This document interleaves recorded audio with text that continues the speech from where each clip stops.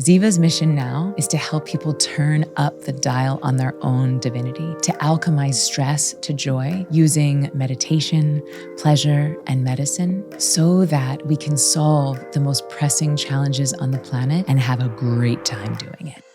Welcome to Why Isn't Everyone Doing This? I'm Emily Fletcher, and I believe that bliss is your birthright.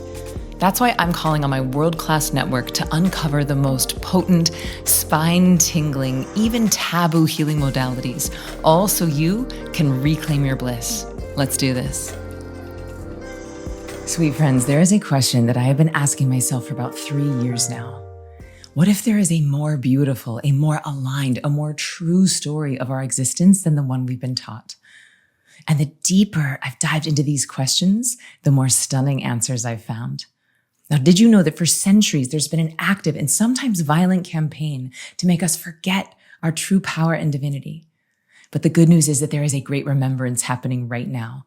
So if you are feeling curious, excited, or maybe even a little nervous about what may be unveiled, about who we are and why we're here, I'm going to invite you to bravely go to zivameditation.com/secret and get ready to turn up the dial on your own divinity. Today is the day that we, at long last, after many years of teasing and promising a reveal, today is the day that we reveal a very, very special, dare I say, secret. So welcome to today's episode of Why Isn't Everyone Doing This? Where we're doing something we've never done before, and we are flipping the tables, we are switching seats, and I am actually going to be the guest today, and I have invited on the resplendent, the ridiculously intelligent, the lit from within with ancient wisdom and a heart bigger than you're even going to be able to imagine, and a 12-year Ziva meditator, and one of my dearest friends, Shirley. Now, Shirley is a coach. She has been an actress, a dancer, a financial advisor. She's had so many different incarnations inside of this one body. And when I was feeling into who would be the perfect person to interview me about this big reveal, about this chapter change for me, and about these new offerings at Ziva, I couldn't think of anyone better than Shirley.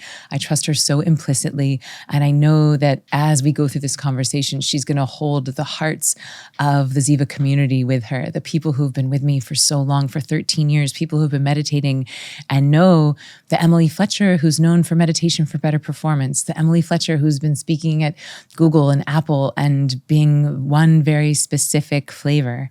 And because we've been really dear friends for a long time, but we've been a little out of touch over the last few years, this is perfect because there's natural curiosity about what I've been up to and what I've been secretly researching and developing and birthing a little bit in secret.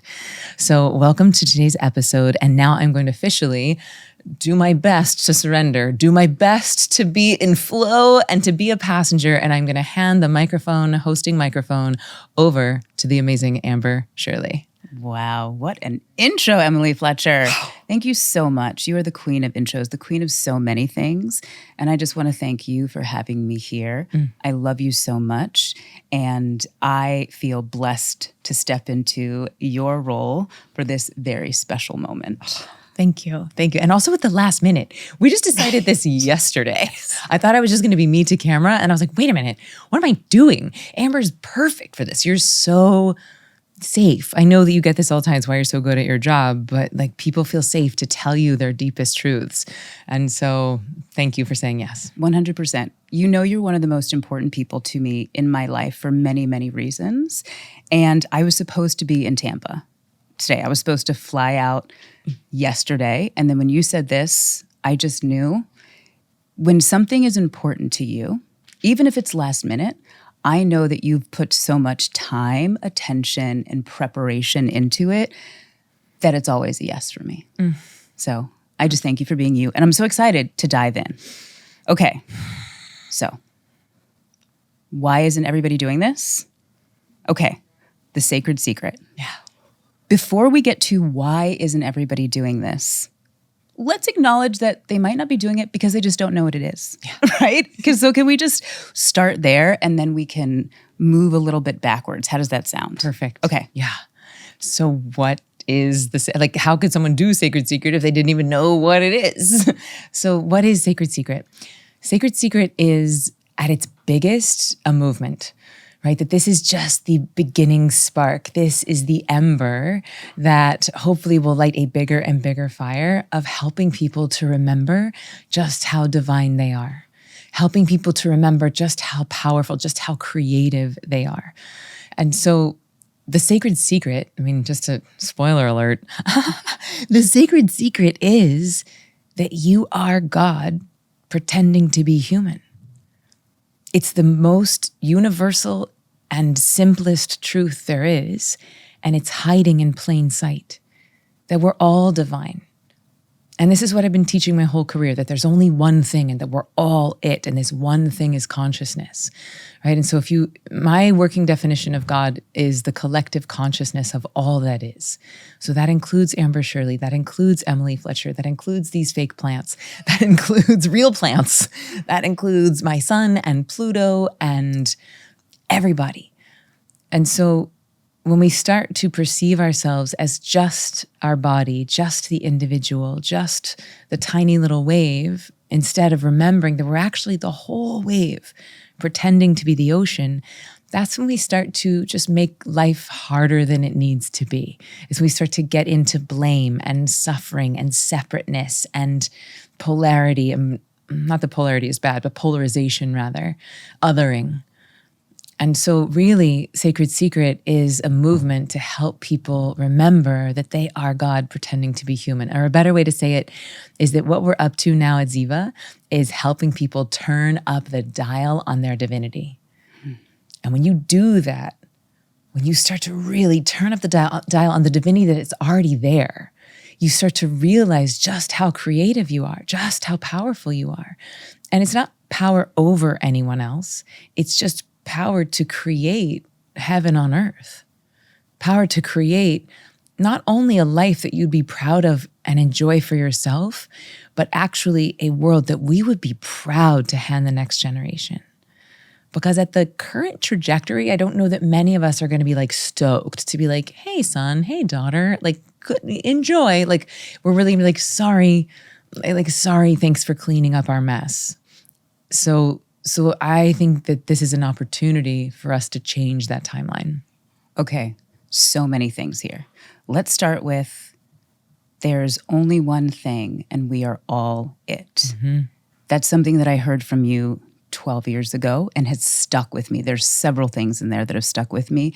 Can we dive deeper into that one thing, this consciousness, and then why that is so important for this movement? Yeah. Because the oneness is huge. Yeah.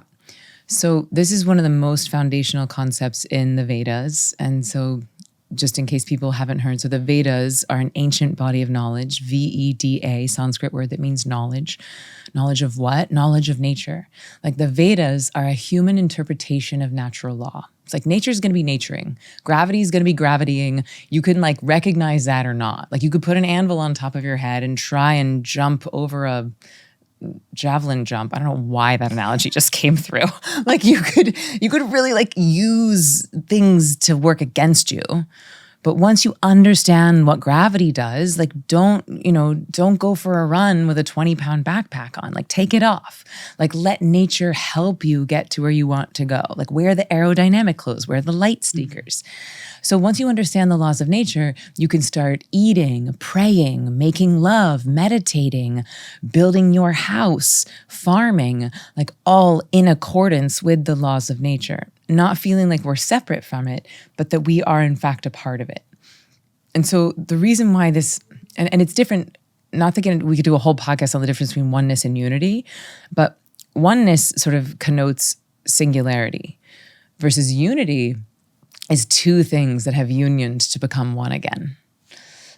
It's one of my favorite things, and I was going to bring it up. Yes. Yeah. So like oneness would almost be like the black hole, like the unmanifest, the absence of matter, like before anything was manifest. In Sanskrit, we would call that the Gyan Kand, the everythingness, the nothingness. But the reality is that there is no such thing as oneness once we're in the manifest. Oof. Because the one has in fact become two, arguably for the joy of becoming one again, right? This is like the Emily Fletcher quote I am most proud of. Yes. It is my favorite. And I was going to ask you about that specifically. Yeah. So like this is baked into this concept of like the one, the singularity became two for the joy of becoming one again. Like the nothingness became somethingness, and it's gonna go back to nothingness. And there's different theories that, the black hole, there's the Big Bang, and then we're in the middle of an 8 billion or maybe 18 billion year expansion cycle right now in the universe, and that it will collapse back in on itself. And that this just keeps happening infinitum. And so right now we're in an expansion cycle. But if we look at that more micro, like through the lens of one human, like the one became two for the joy of becoming one again, it's like we forget that we're God because it's great to remember, right? Like we forget because it feels fun to learn to meditate. It feels fun to fall in love with someone else when we're really just falling in love with ourselves, right? We're like, oh, right, you are me. I think the thing we always laughed at was like, oh, like you love spaghetti, I love spaghetti. Like you love chocolate cake, I love chocolate cake. You love horror movies, I love horror movies. We're really just falling in love with ourselves. That we're all these waves that appear separate on this one ocean of consciousness. And so the cool thing about meditation, the cool thing about psychedelics, the cool thing about pleasure practices is that they're all helping you to come back to that unity. They're all helping you to turn up the dial of your own to divinity, to have a visceral experience of the fact that you are God pretending to be human. So it's one thing to have someone lecture you about it, right? Like it's one thing for someone to be like yelling at you from a pulpit and being like, you're God, or whatever, or like telling you how you should or shouldn't live your life, like a dogma or a doctrine, which I think people are becoming increasingly more allergic to. Whereas with practices like breath work, like meditation, like medicine work, like sacred sexuality, this is not a lecture. This is not a should, it is not a shouldn't, it is not a dogma or a doctrine. This is you viscerally experiencing that divinity for yourself. Like if you were to do an hour breathwork session, you would start seeing fractal sacred geometry, you would start having insights, you would start getting messages from the beyond.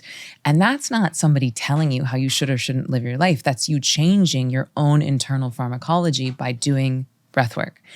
Same thing can happen with medicine work. And what I mean by medicine work is really specifically like psilocybin, LSD, MDMA, like these heart opener, entheogen, psychoactives, even ketamine and cannabis to some degree. Like there's different medicines will do different things. But usually these medicines that are from the earth that indigenous cultures, and now we even know Western cultures have been using for tens of thousands of years to have a visceral experience of the divine.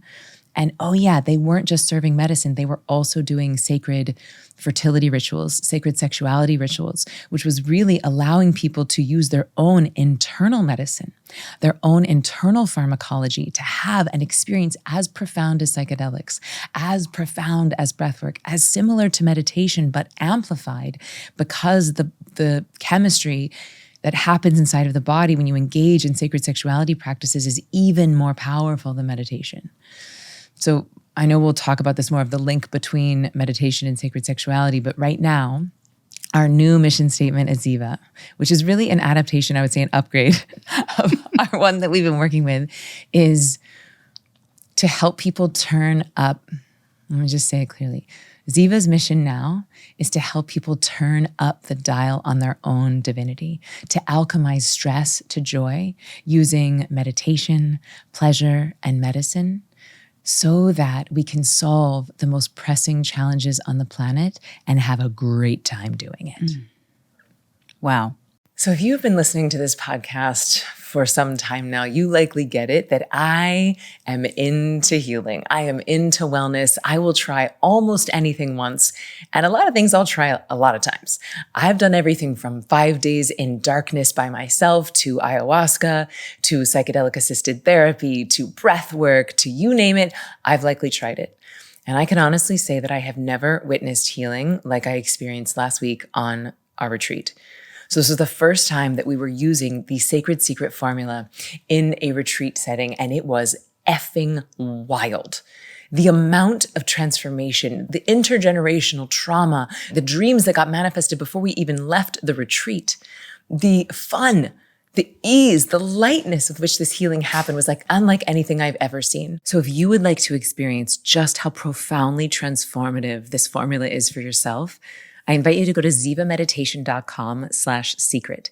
There, you're going to learn more about this movement and this formula. You're going to learn how you can experience it from the comfort and safety of your own home. So go to zivameditation.com/secret, and I will send you everything you need to know.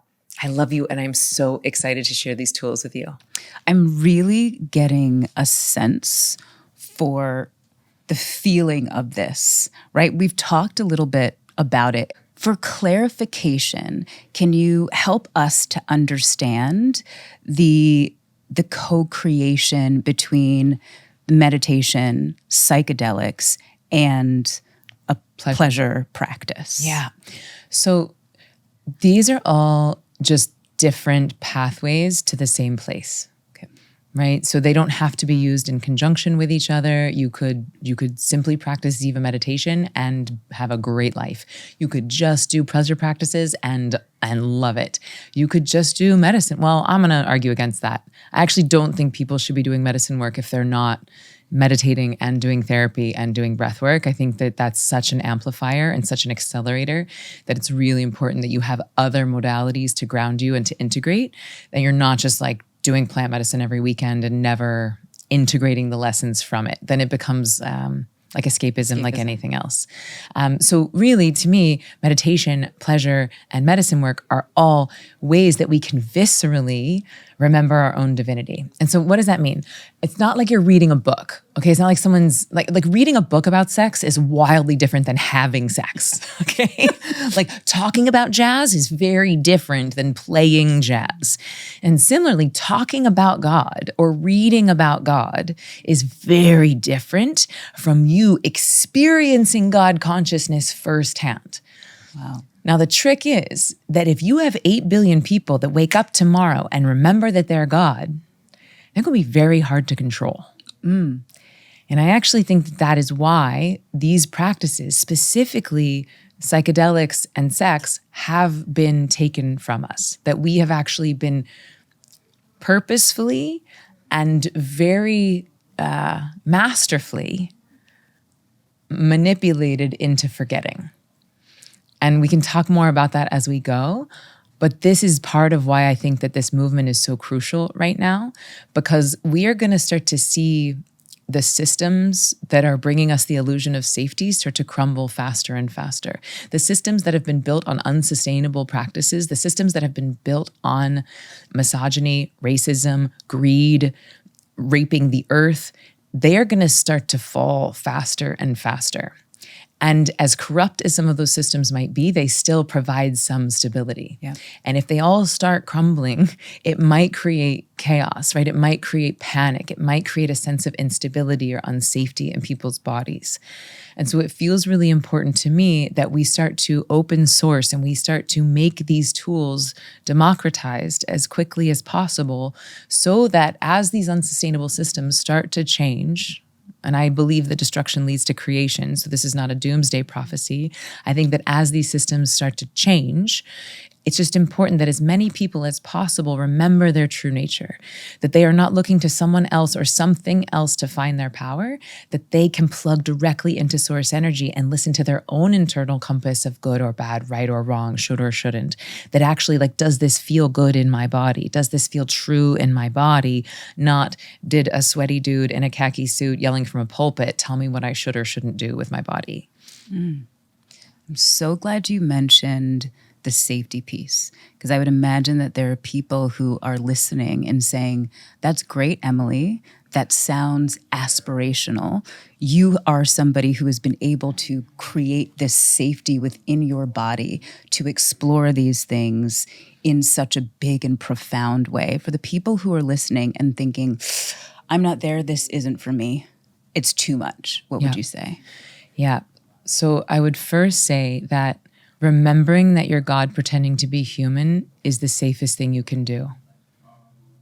It's the safest thing you can do, because once you know that, you're so powerful that you become, I'm going to use the word, like this is Vishen Lakhiani's word, he says unfuckwithable, right? Once you recognize how powerful and creative you are, you're much more equipped to face adversity, to face challenges, to face the own trauma and conditioning that we're all swimming in. So that's the first thing. Second thing is that Sacred Secret is, yes, a movement, but also a modality. And you can use this modality in ways that do not require medicine, that do not require pleasure. You can do it with breath. You can do it with play. So Sacred Secret is a movement, but it's also a formula. It's also a practice that people can engage in.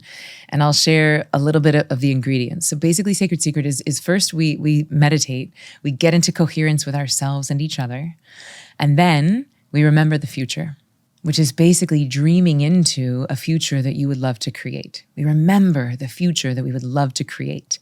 And then what we do is that we clear the channel. So usually we're all swimming in some flavor of fear, shame, guilt, anxiety, conditioning, othering, like whatever that flavor is of that moment. And so it's virtually impossible to touch your full capacity for bliss and ecstasy if you don't first go in and acknowledge the realness of all the darkness that's happening inside of us all the time. So we clear the channel. And the way that we do that is through emotional alchemy. And that can happen through dance. It can happen through shaking. It can happen through breath work. It can happen through all different types of modalities. But my favorite is dance, right? So then we usually just like lean right into the rage, right into the grief, right into the sorrow. And honestly, usually when we don't feel safe, it's that we haven't been equipped to go into the profundity and the bigness of the feelings. But if you start with that, and you start with equipping people how to go in and mine that shit and turn it into gold, then it's not so scary. It's not so scary to feel your ecstasy because you've just felt the entirety of your agony. And oh, guess what? That agony carves out space for more joy. That agony is the thing that makes the space for the ecstasy. And then once your channel is clear, then we start to build this energy in the body. Then we start to cultivate and curate and build something that I call creation energy. And creation energy by design is the most creative force on the planet. It is the thing that makes us all alive. It is the thing that could make a baby. It could build a company. It could build an empire. It can create whatever you want. And actually, all of us were born out of it.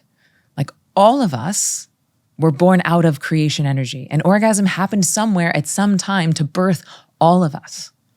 And thankfully, every time we orgasm, we don't make a baby. Otherwise, it'd be very crowded on planet Earth. And so yet we can use this orgasmic, ecstatic energy to create. It is one of the most divine things that we can do as a human. So in Sacred Secret, if we're doing like full blown, like this will be like rated R, rated NC-17 version, you can start to build the creation energy or the life force or the pleasure in your body. And at the moment of peak pleasure, you send all of that energy to your dream, all of that energy to the thing that you were remembering when you remembered the future. And then we listen. And then we lay down in Shavasana and we listen to whatever it is the dream would have us know, whatever it is our soul would have us take action on. And so that's one incarnation of Sacred Secret. That's what we do on our retreats. That's what I'll do when I speak at a festival. But so, for example, I got invited to give a Sacred Secret talk for a room of like 600 Fortune 50 CEOs. So we're talking like MasterCard, Coca-Cola, Uber. And so these people, they don't know who I am. I have 8 minutes. They're CEOs of massive national giant mega companies. So like, guess what they're not going to be doing? Is like pleasuring themselves in the conference hall. Nope. And so in this case, the way that we access the creation energy, the way that we built the ecstasy in the room was through play. And I just had a bunch of balls and we put on a song and I gave them a game to play. So first I had them all remember the future and like hold a dream that they had for themselves in the company. And then we had 1 minute where they weren't allowed to let the balls hit the ground. We used to play this in acting class. We'd play the ball game and everyone got so committed and so lit up and so excited. And then I had them drop the balls on the ground, sit down and go back to the dream. And I said, all right, raise your hand if your dream feels closer right now than it did 1 minute ago. And every single person's hand in the room raised. Right? So it doesn't have to be sexual. It doesn't have to be doing drugs. Like there's a million ways for you to use your creation energy to access and magnetize your dreams. Because it turns out when you feel good, it is easier to magnetize your dreams. If I had to define the simplest version of manifesting, it would be feel good, place the order, feel good. Feel good, place the order, feel good. Feel good, place the order, feel good. Feel good, place the order, feel good. Good, place the order. So, and yet feeling good is not just putting on a smile and pretending that climate change is not real. Feeling good is not just putting on a smiley face and pretending like I haven't been the victim of racism my whole life. Feeling good is not like putting on a smiley face and pretending that I didn't have sexual trauma as a child. Feeling good means doing whatever the fuck it takes to actually feel good. To be able to feel all of it. Yes. Yeah. Yes. Yeah. Which is why we start with the emotional alchemy before we ever even touch the creation energy. I'm so glad that you shared the piece about the peak, getting to the peak, because I was going to ask you, for people who feel like, well, I can't orgasm, this isn't for me. Yeah. The way you explained being with a group of people where you're obviously not going to be sharing in something sexual, but being able to tap into that collective, co-created, like childlike energy, and there is a peak, and then letting the balls fall. Yeah. Like that makes so much sense. That feels like such a big invitation for people to start thinking, oh, there are so many ways that pleasure can be practiced. So what have you found are some of the experiences? Can we just talk about the orgasm piece? Because I think this is huge. Okay, because how many people, I mean, I think it's 1 in 4 humans have experienced some kind of sexual trauma, not just 1 in 4 women, 1 in 4 humans of all genders. And so like, this is a world we need to change. And I very much, my prayer and one of my intentions inside of this work is that more people having access to the sacredness of their sexuality and really revering it with how holy it is will play a part in healing the outrageous sickness that we have on our planet when it comes to sexuality. The very things that are allowing people to engage in practices that would abuse someone else's body.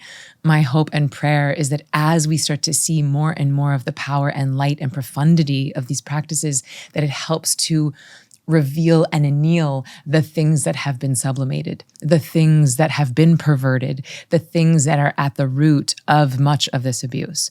And so I do want to acknowledge that so many people, especially women, don't feel like they have access to their orgasm. And I want to share that there are amazing humans out there that can help you do that. 2 of them are my best friends, Layla Martin and Regina Thomashower, who I want to acknowledge and like humbly thank and give deep reverence to how much they have taught me and how much I have learned from their bodies of work, but also them as humans, and watching how they move through the earth, watching how fucking disciplined they are about processing their darkness, about feeling all of their feelings, playing all 88 keys and the tools that they use to transmute it. And then in clearing out the agony, it does make space for greater and greater ecstasy on a daily basis. Now, Regina's she literally teaches people how to orgasm. Like that's her job. Like she teaches women how to, or she says she can orgasm before the first stroke. Whoa. Before the first stroke. She said she used to train for 5 years. They would wake her up at 3 a.m, 4 a.m. She's out of bed and they would put her on the table and she would have to get herself into an orgasmic state with anyone. And not like violating her boundaries, but being able to find the God in anyone, being able to see the divine in anyone. So I talked to her, it wasn't about overriding her boundaries or overriding her consent, but actually she said that as she tuned into her pleasure and her turn on more and more, she had more access to her boundaries, more access to her consent, and the ability to find the God inside of all of us. So anyway, if you don't feel like you have access to your orgasm, know that there are resources available to you. Layla and Regina are 2 of them. And this work is not specifically about orgasm. It is a powerful tool. You can use orgasm as part of it, but really the term I use is peak pleasure, right? So at the moment of peak pleasure, which for you might be an 8.5, you might almost be at it.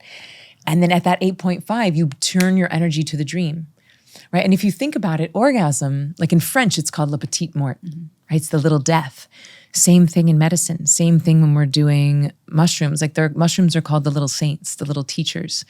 And oftentimes, especially in ayahuasca, like you have to face your death. There is a death that happens in psychedelics because you are consciously moving beyond the individuality and accessing totality. Like you're choosing to remember very quickly that you are the ocean.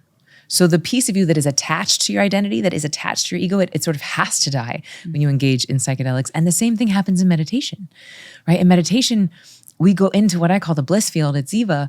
And so when I'm deep in meditation, like I'm not Emily Fletcher, I just am. You're not Amber Shirley, you just are. And so what all three of these have in common is that they're bringing you into that field of the absolute. They're helping you to access that source consciousness from which there is infinite possibility. And from that place of infinite possibility, you get to choose the thing that you want to bring into the manifest. Because we're all manifesting all the time. We are all manifesting all the time. And the question is, what state of consciousness are you vibrating at that is creating and influencing the things that you are manifesting? And orgasm is such a powerful way to shift your internal pharmacology, to shift the way that you're feeling, not just in that moment, but for the rest of the day. Meditation is a way to shift your internal pharmacology, not just while you're meditating, but for the rest of the day, right? We meditate to get good at life, not to get good at meditation, the thing that will be on my tombstone. Well, guess what? We practice pleasure prayer. We practice sacred secret not to be good at using our pleasure to pray, but because of how we feel the rest of the day, but because of how it changes our relationship with manifesting itself. Ooh. Okay. So this idea of like so much, but the idea of tuning in such a deep way that you really like, essentially what I'm hearing, and tell me if this is it, you're like becoming the thing that you're desiring to manifest, right? Like you are now like a frequency match for the thing because you are like being the thing. Like you've tuned in such a deep way that you can't help but then manifest on a higher frequency because you've become the thing, and that it's like water seeks its own level. It's like, well, say what you mean by becoming the thing. Yeah.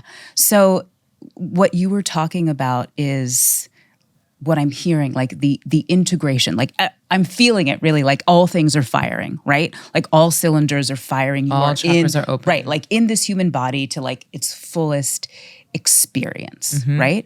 And when I think about the fullness of being the thing, so where it's no longer outside of you, like when you say we are all remembering that we are God, like now we're in that state of I have become this, it is radiating from me, I can feel it, everybody around me can feel it, then of course the things that are on that high level of frequency are just like magnetizing to me. They're just, Yeah, so I do think that what you're doing is increasing your frequency. I do think you are turning up the dial on that divinity. And then from that state, actually from activating your hoo-ha, and I'll just define hoo-ha, is it is both your anatomy and the energy center around it. And everybody has a hoo-ha. It doesn't matter your gender. It's not female, it's not male, it's not trans, it's not non-binary. It's everyone has a hoo-ha. So whatever your anatomy of your sex organs are, and the energy center around it, that's your hoo-ha. And I would argue that when you turn it on, when you start to tap into your own turn on, to this creation energy, to this life force energy, you do become more magnetic. You are. And so all we're doing with pleasure prayer, which by the way, that's what I call the part of sacred secret, where you're actively cultivating this creation energy and starting to build the peak pleasure in the body. That's what I call it, pleasure prayer, using your pleasure to pray. So all we're doing in that process is activating your hoo-ha so that you become a magnet for your dreams. And then you're getting intentional about it, because we don't just want to be a magnet to anything. And I know that so many women living in a patriarchal, predatory society where not just predatory, it's patriarchal, yes, but sexually predatory. I know that so many women are not only afraid of, but have actively spent most of their lives not being in their sexual energy because they do not want predatory, unwanted sexual advances. And so I want to speak to that as well, because I know that if I were to speak to like 24-year-old Emily, who was like, moved to New York City to model and like got a lot of unwanted attention, I would actively gain weight. I would put on lots and lots of coats. I would wear hoodies. I would try and hide myself from the unwanted attention because I didn't yet know how to have my own boundaries. And I also think I didn't, and part of that, not all of it, part of it was because I wasn't really tuned into my own desires. I didn't actually really know what I wanted, so I didn't know what I didn't want. And so I am not trying to dismiss the reality of our patriarchy or the reality of our predatory sexual conditioning. Like that's real and we need to address it. And I think that when people of all genders are more tuned in to their sexual desire, it's easier to discern what all of your desires are, which is important in manifesting. But also, I think when you're tuned into what your desires are, it's easier to name what your desires are not. And when you can do that, I think it's easier to have healthy boundaries. And when you have healthy boundaries, it feels safer to have your magnet on. It feels safer to be a beacon because you know how to deflect the things that you do not want to call in. Yeah. What kind of experiences, because I'm hearing that you must have been walking people through this now. We're going to talk about how this bridges the gap from Ziva to Sacred Secret. And they are. Sacred Secret is part of Ziva. Yeah. Ziva is part of Sacred Secret. And let's talk about the bridge. Yeah, before we get there, can we talk a bit about the community that you've been building, the people who have experienced Sacred Secret? What are they saying? How are they feeling? What's some of the feedback you've gotten? Thank you for asking that. So yeah, I've been sort of quietly researching and developing this in the background for the past 3 years. Doing retreats in Costa Rica. I did a very small mastermind of people where we spent 6 months using our sexual energy to manifest like that. And we would play a game. Actually, every day and every month we would play a game and the most magic won. So basically like whoever could create the most magic with their sexual energy won actually $25,000. Nice. But the crazy thing is that people manifested way more than $25,000. Like one woman got $300,000. Like she actually just got $300,000. Another woman got a $100,000 grant to an incubator for her company. Someone else manifested $600,000. Not that this is about money, but I was just like the $25,000 prize seemed so inconsequential when we started to see like the bigness of what people were magnetizing when they were plugged in, when their head, hearts, and hoo-has were all plugged into source energy. So I say the thing that I feel the most honored to witness, like the thing that struck me, is there's one woman who was doing Sacred Secret and she had a very intense, very high stress job, very high level in the government where her identity had to be private. I know that you're very familiar with this. And she had been doing it for 22 years. And you could feel how it had hardened her nervous system. You could see the stress on her face. You could see the fragility in her body from decades of living a lie and hiding her truth and holding big, big, heavy secrets. You could feel what it had cost her. And after just 6 months of doing this work, I just was on a retreat with her in Tulum, and her face is softer now. She looks like she's lit from within. She's hot now. I mean, she's always been beautiful, but now she's hot. Like just like in her body, in her sensuality, dancing, loving life, like sucking the juice out of life in a way that I would not have believed when I first saw her. Like I am the one championing this work. I am birthing this work. And I would not have believed you had you shown me a video of this woman 6 months later. And so that's been wild. We had, on one of our first retreats, we had a man, straight, white, male, cisgendered, firefighter, never done a Tantra retreat, like not your typical candidate for this type of work, okay? We do like a long breathwork session, and the breathwork is beautiful and healing. And to me, the breathwork is part of clearing the channel. It's like so much comes up, so much gets purged when we do that, especially in person. But anyway, there was many women in the room who were healing some sort of birth trauma, either their own or miscarriages or abortions or rapes, or there was like a whole like maternity ward happening where it was very intense. And it felt like he picked up on the energy in the room. And so afterwards we sit up, we're integrating. I was like, how was that for everyone? And this man is like, well, I found my energetic pussy and I liked it. I was not expecting that. And then he goes, and I felt what it was like to conceive my unborn daughter. And I loved it.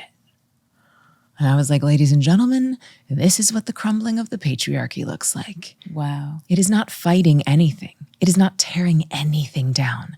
It is letting people experience viscerally the profundity of the divine feminine.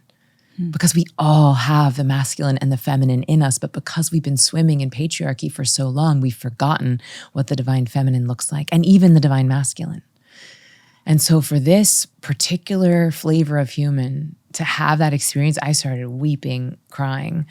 A woman on a last retreat, she She has been a fitness instructor, and she and her husband have been married for 20 years. And when she started doing this work, it cost their relationship a lot. Like, she started changing really quickly. You've seen this happen time and time again. It's happened, and people start meditating and they change, they heal, they become more themselves, really. And it can create tension on the relationship if the other partner isn't willing to also face the truth.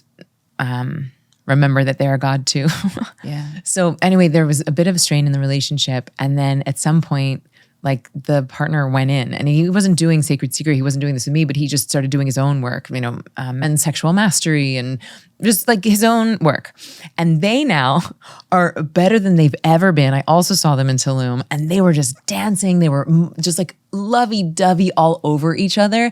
And she shared that they did a 4-hour ceremony where they both took mushrooms, and he just worshiped her hoo-ha for 4 hours. Wow. And like, this is not activity that they would have been engaging in even a year ago. Like, they were about to get divorced. I could go on for a really long time, but it's been nothing short of magic. So would you say this could be for everyone? This work? Yes.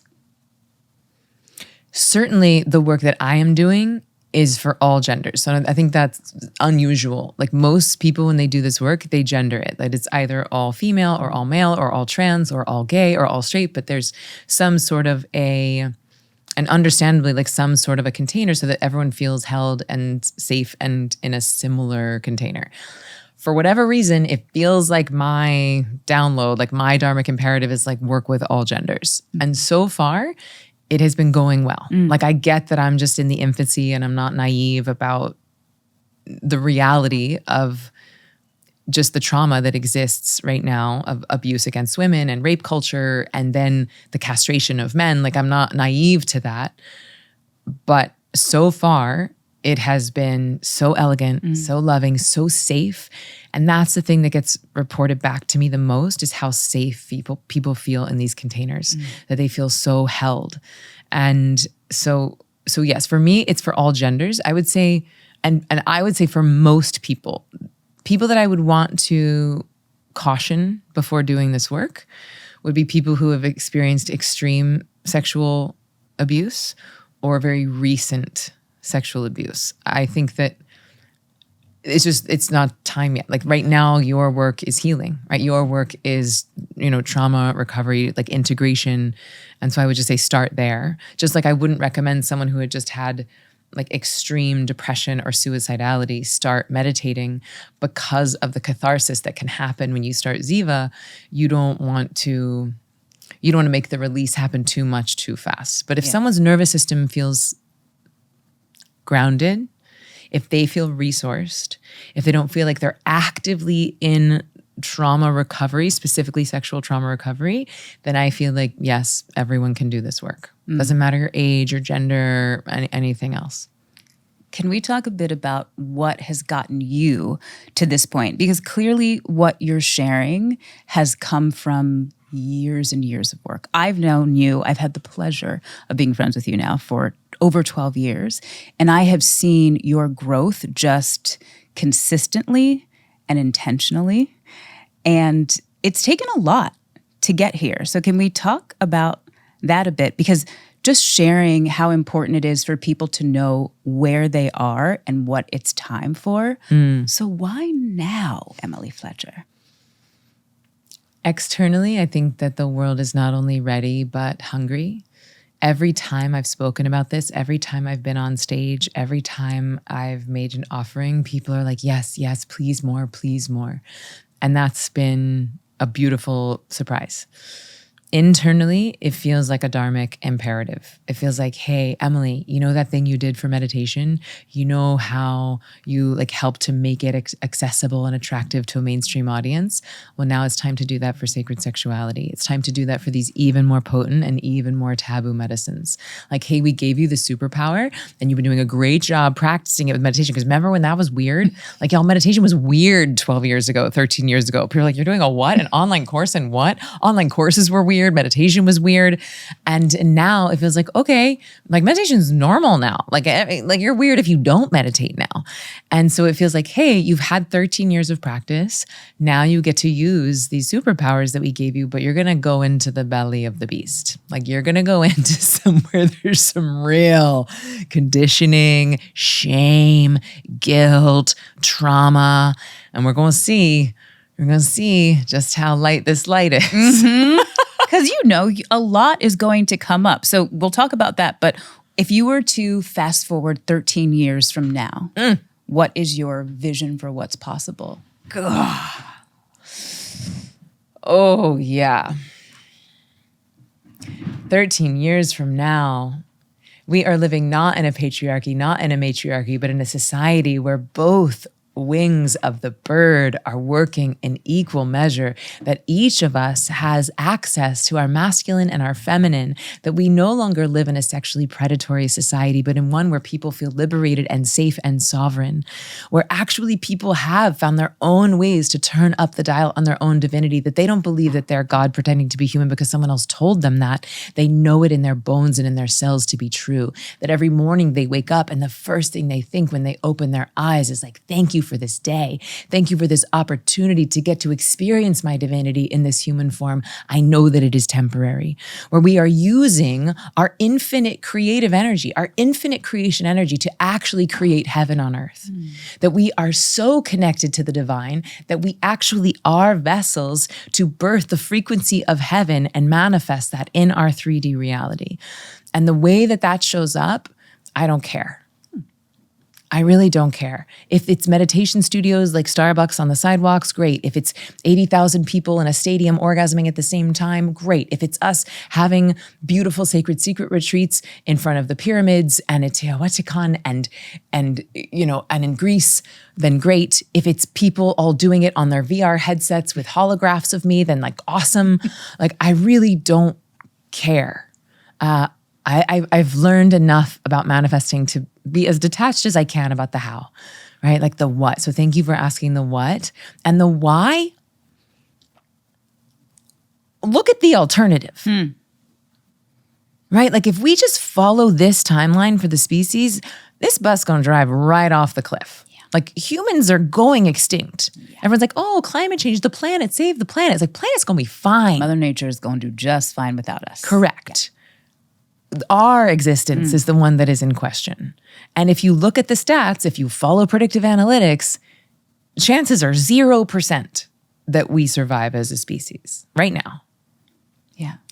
And so it's crazy to use your sexual energy to manifest. That's crazy. Like, no, what's crazy is is committing mass suicide. Like we're all killing ourselves. Yeah. And so this to me doesn't even seem crazy. It's just like necessary. Yeah. And I know you've gotten so much great feedback from a lot of the people that you've shared this with. Is there anything in you that has fear, worry, doubt, concern that comes up? Because you're about to place yourself with a big spotlight on you. Because you're at the forefront. In many ways, people have been doing this for a really long time. But in a lot of ways, you are in a position where you're ushering this in and people are seeing you in that light and putting a lot of responsibility on you. And also, I would say that, yes, people have been doing this for a really long time, like since the beginning of time, I would argue. And I would say because these tools and practices have been taken from us and they've been made to be seen as wrong or bad or shame-inducing or guilty, that people have very wisely done this in very small containers in the jungle or on a tantra retreat or, through many, many walls of, like many initiations or things you have to go through before you get to the work. And what I feel like nature is asking me to do is to start to open this up to a wider audience, similarly to what I did with meditation. And so, yes, there is a piece of me, like my fears are that I will make a mistake that would cause harm due to naivete, that I would bring it too far too fast and that it would cause suffering. I did a reading with like an Akashic record reading once, and they were like, because I kept having the stadium dream, which, you know, was like 80,000 people, Dallas Cowboy Stadium, climaxing at the same time, holding a dream for the species. And the Akashic records, which is basically just people who can tap into source and read like your flavor of future. And the records were like, let go of the container.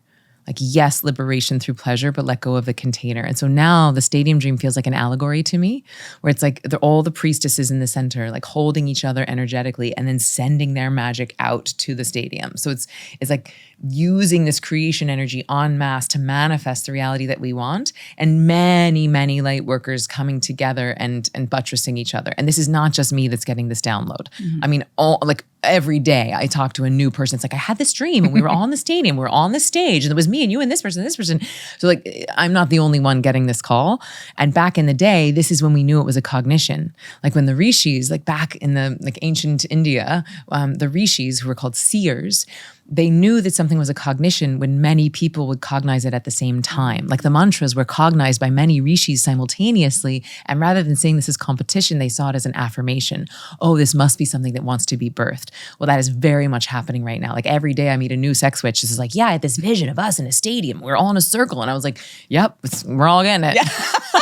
We're all getting the cue. Yes. You are ready. Yeah. Yeah. And I'd say the other fears are just, I mean, like I'm quite literally like coming out. Like I'm coming out around my sexuality, around things that I've done that could be seen as lascivious, or you're a mom, or, you know, like who knows what the people in Tallahassee are saying or thinking about this. Like, you know, there's a little bit of that, but most of it, honestly, is just like what's possible. Because it's so much bigger than you at the end of the day. Yeah, this is like, it has to be bigger than me. Yeah. It has to be. Like if I try to do this on my own ego or try to do this alone, it's over before it starts. Like this is too big of a mountain. We are going to have to buttress each other. This conditioning and shame has been going on for so many thousands of years, and it's so deep. People hate their own pleasure, their own bodies. They hate their own sexuality so much that for any one person to try and do this alone, they will get eviscerated. Can you talk about the ego?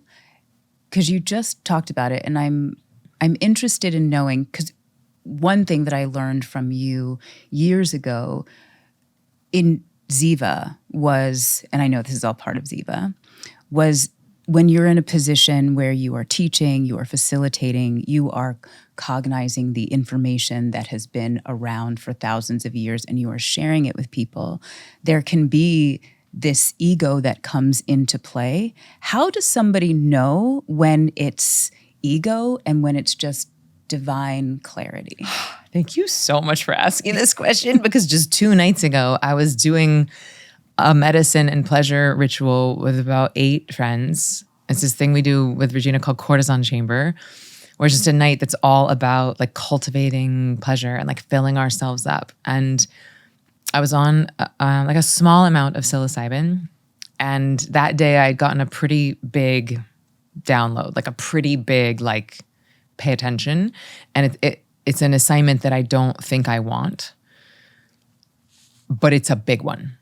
And there is a piece of my ego that would feel very satiated, very proud, should I accomplish this assignment.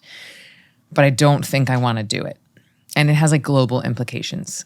And so I was asking my 2 friends that were holding space for me, because I was having a real moment. I was like, how do you know if it's ego or mission?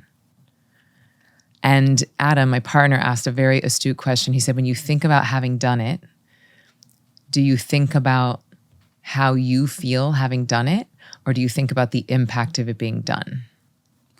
Okay, Adam. That was a very astute question.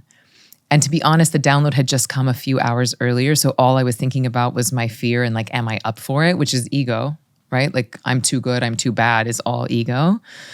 But I hadn't yet really had time to think about the implications globally if this mission were accomplished. So unknown as of yet with that particular thing. But if I know when I'm teaching, Like there is a state of consciousness that I go into. I think I've heard Sharon Salzberg call it rapture, where my body starts moving. Like it's just like I start swirling and I start to speak much faster than I could really cognize. And I can just feel that I'm really quite a funnel. Like things are just coming through and I'm saying words I've never heard before or speaking in concepts that I don't fully really understand, but they're coming through in a way that seems coherent. People seem to be getting the drift.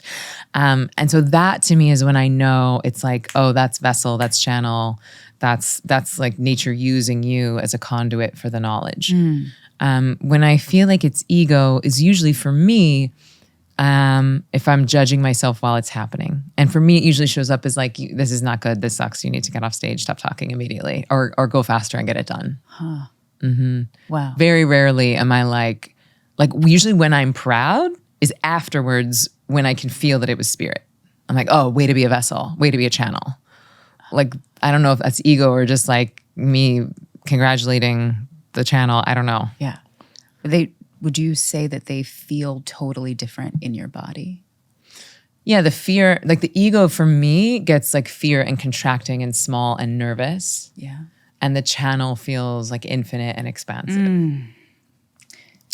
And like interestingly, because I have very little technical training in any of this. Like I remember the first time I got hired to do any of this work, it was Aubrey Marcus who invited me to a week-long intensive with he and his wife.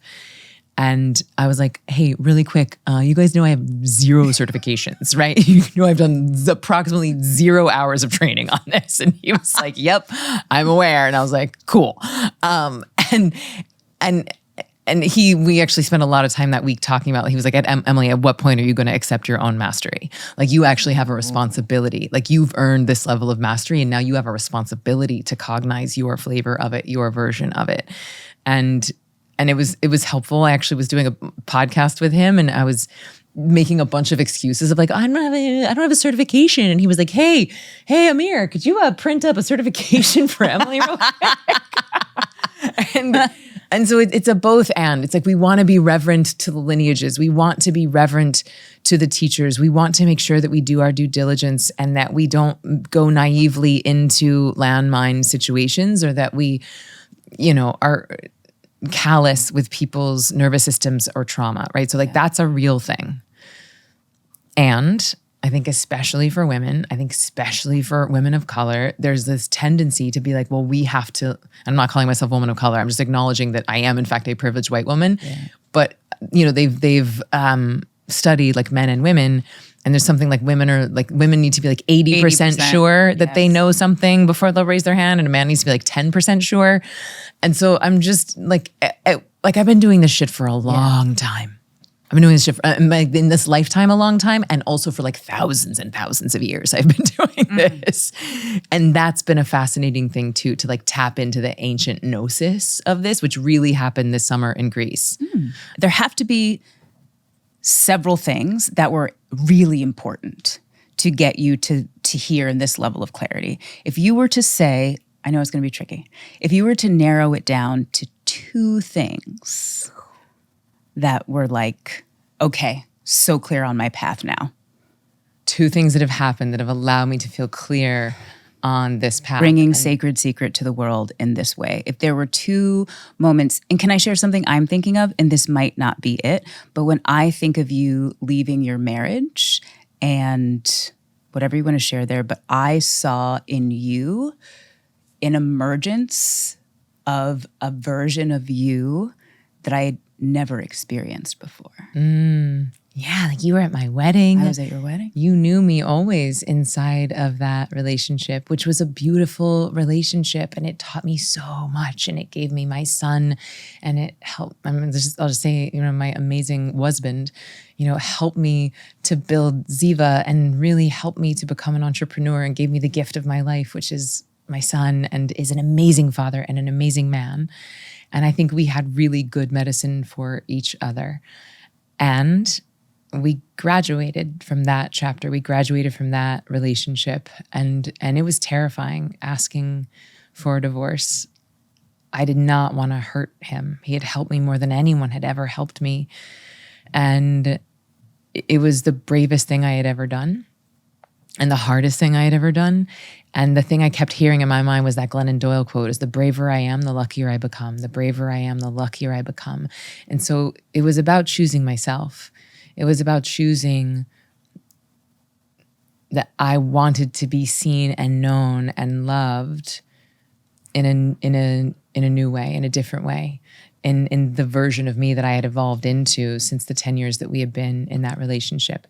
And so asked for a divorce. And 3 weeks later, I went to Santa Fe. This is deep 2020. It's deep lockdown. New York City is locked down. I have not been on a plane. And I go to this like faux Burning Man. So it's like 60 people in Santa Fe at this like sacred Qigong ground. And I did 5-MeO DMT for the first time, which is a very, very powerful psychoactive. So DMT is the active ingredient in ayahuasca. It's why people see visions. 5-MeO DMT is different, and it's extracted from a frog, from a South American frog. And it's a very profound, very short experience. It's like, forget about seeing the face of God. You realize that you are the face of God. So actually, this is very applicable to this story of like, had I not done that, had I not had such a profound, like, you are God, I don't know that I would be doing this work right now. Also in that journey, it was only 10 minutes, but I felt like I mourned 6 months of the divorce. By the end of it, I was blasting my ex-husband with love, which might have taken me a little bit longer to get there if I had stayed just in my human consciousness. And then the next day, I met my now partner, Adam, and my now best friend, Layla Martin. So it was not a small chapter change. We're talking 3 weeks after I had asked for the divorce. Nature's like just fire hosing me with this PhD in sacred sexuality. And by the way, Layla Martin is like, everyone knows probably at this point, but world famous Tantra teacher, has taught like millions of people these beautiful ancient practices. And so then 7 weeks later, Layla and Adam and a few other friends and I went to Tulum, and we all were sort of facilitating this ceremony for each other, which was like 4 or 5 hours. Everyone was contributing, but it was like mostly me and Adam and then Layla who were facilitating. And Layla, for the first time ever in her career, did something called sex magic. She had done sex magic a lot, like in her career, but always to women and always to paying clients or people who identified as female, and to paying clients on her retreats. She had never facilitated sex magic for friends, and she had never done it co-ed before. But I was like, please, please, please, please, please. And so there was 7 of us, and she walked us through this ceremony, and it was wild and scary and profound and beautiful. And she said something in the intro, and she said, for tens of thousands of years, ecstasy was seen as a purifying force. And I just hear that again and again, that ecstasy for tens of thousands of years was used as a purifying force. And if you think about how you feel post-orgasm, and I just invite everyone to do that right now, like just close your eyes and think about how you feel and that post-orgasmic glow. Most people say connected, clean, pure, holy, blissful. I rarely hear people say dirty, bad, wrong, shameful. Like we feel open. We have practiced dying. We have transcended ourselves and connected to the divine. And so to experience that, one, to hear her say that, but then also to experience it for the first time. And then she facilitated again a few months later. We were in Costa Rica with a group of friends, and it was co-ed this time now, too, about 24 people. And during the whole time, I was in my head, oh my God, this is awkward. I'm not feeling anything. I should be ahead. I should be below. I'm too turned on. I'm not turned on enough. This feels weird. This person smells. What if they're watching? Like all of that is in my mind. All the normal stuff that's in our head when, the same stuff happening when we have sex with ourselves or with our partners, same story. And then something clicks over and I moved into this state of peak pleasure. My individuality merged with totality. I turned up the dial on my own divinity. And afterwards, as these 24 humans were all in this beautiful, coherent state, it felt like the most natural, normal thing. It just felt like, of course. And then I thought, why isn't everyone doing this? Like, why isn't everyone using their own internal bliss chemistry to remind themselves of just how creative and powerful they are, and then using this energy to create a life and a world that we would be proud of? And so that really was like, okay, like giddy up. And so then I moved in with Regina, AKA Mama Gina, which is its whole own initiation. I mean, this woman has dedicated 30 years of her life to helping people tune in to turn on, 30 years of her life helping people to reclaim their own pleasure and using their pleasure as an amplifying force in the world. And she's not just saying that shit on stage. Like, this woman lives it. She is 67 years old, can do more pull-ups than me, has more sex than me, is in better shape than me, and like such a testament to what is possible, how hot you can be, how strong you can be, how potent you can be in the world when you are tuned into your own hoo-ha. Wow. Emily, I would just love to reflect. Can I share this story? Yeah. Okay. Yeah. So I shared it with you at my birthday party a couple weeks ago, when at your birthday, years ago, 5-6 years ago, we all went around and we shared our favorite thing about you, something we love about you, and our wish for you. And Jason, can I share this? Okay. Yeah. So Jason, your ex-husband, he said, he went last. And he said, everyone here has said such amazing things about Emily. And yes to all of this. She is all of that, all that you know her to be, and so much more. And what makes her extraordinary is that however great you think she is now, watch out. Because next year, she's going to be even better. The year after, even better. He said this woman will continue to be more radiant, more successful, more impactful, more fulfilled, right? More of a loving force for the planet, because you are so dedicated to your own work and your own transformation. And that's something I think about all the time, all the time. And for you to be here now is such a testament to your willingness to be on this wild ride, like all the pain, all the joy, all the ecstasy. And you, to me, represent an invitation for other people to step into the fullness of their own being and their own experience and expression in this really miraculous moment that we have here on the planet together. So I just wanted to take a moment to acknowledge you and celebrate you and let you know how grateful I am to have you in my life and that we get to do this life together. Amen. Thank you for sharing that. When you said it to me the other night at your birthday, I just started weeping, crying, and it feels like that is one of the things I'm most proud of is my commitment to the growth and the work. And also that, like, for almost all cultures, there's been many faces of the divine, right? And so we get to be many incarnations of ourselves. Like, there's not just one Amber Shirley. There's not just one Emily Fletcher. There's many versions of all of us, and they're all divine. They're all holy. And that's the gift of this life, right? That it is finite. And so how much of that can we explore while we're in these bodies? Beautiful. Are you finding now that people come to you for something specific? Like, they're saying, I want to experience this thing, so I want to use this vehicle and this movement for that, or is it just all across the board? Well, I think still most people now are still coming for meditation, because I think that's mostly what I'm known for. I think this is sort of the beginning of launching Sacred Secret and people knowing that now included in the Ziva pantheon is this ability to use your sexual energy to manifest this beautiful modality and formula that is Sacred Secret. So I would say when people are coming to me, it's not like I'm not the girl you're gonna go to for like blowjob tips. Okay, like it's not like 3D sex is great, and I'm so glad people are having it, but I'm not trying to be a sexpert, right? Like, again, LaylaMartin.com, like, she's amazing at it. What I'm interested in is how do we use this energy, like both meditation, medicine, and pleasure, as a bridge between worlds, as a way for us to merge the 3D and the 5D. So that's what I'm most excited about. And I think that as people start to learn what is on tap, what is available, it'll start to attract the folks. But I think really it's like manifesting, right? Like really, if I had to boil it down, it's manifesting. And the meditation prepares you for it. Manifesting, I like the way I do it, or I would change it. I think I'm a good manifester. I think I'm a good manifesting teacher. And so now it's like with the sexual energy, we're just pouring rocket fuel on it. Like, we get to really turn up the dial and amplify what's possible. meditation, because you were saying it is so important to all of this work and it's foundational.